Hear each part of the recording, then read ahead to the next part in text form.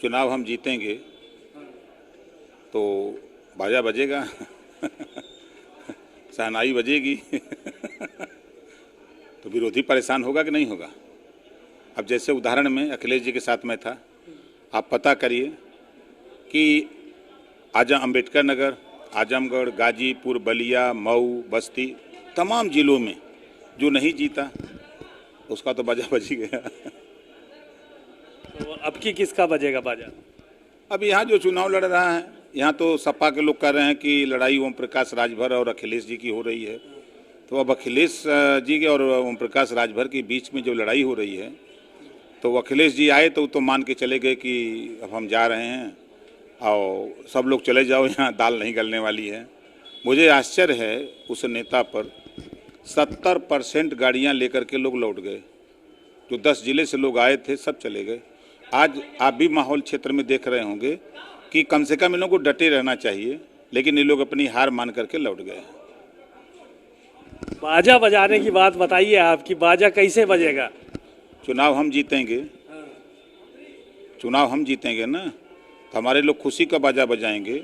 Samajwadi party के लोग हारेंगे तो उनके दिल में गम का बाजा बजेगा। तो उसी बाजे की बात आप कर, और किस बाजे की बात कर रहे हैं? तो बाजा बजेगा।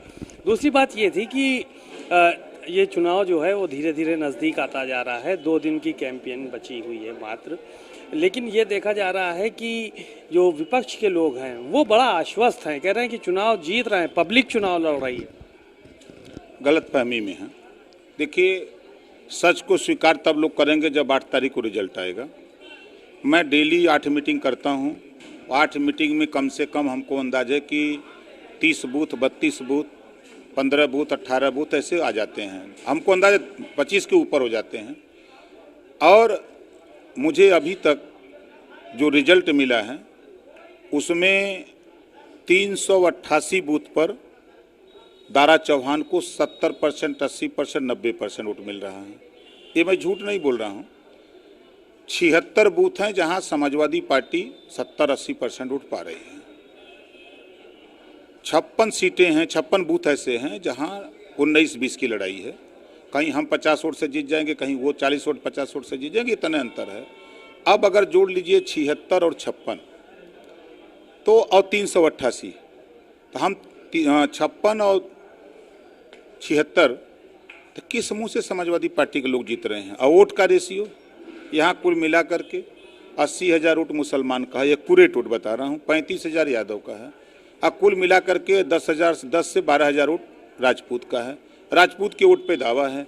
आज राजपूत भी 70% वोट देने जा रहा है कमल के फूल पर। सामान्य वर्ग भी 60 से 70% वोट कमल के फूल पर दे रहा है। मुसलमान कमल के फूल पर दे रहा है। मैं परसों बैठा था बस्ती में, तो लोगों ने कहा साहब हम लोग तो बीजेपी ज्वाइन कर लिए हैं। तो हमने क्यों ज्वाइन कर लिए? कहें जब देखा हम लोगों ने कि अब सपा की सरकार बननी नहीं है, 4 साल सरकार है, तो बेहतर है कि इन्हीं के साथ रह करके हम लोग भी अपनी सुरक्षा और संरक्षा अपनी कर लें। ये बात तो ये बोल रहे हैं।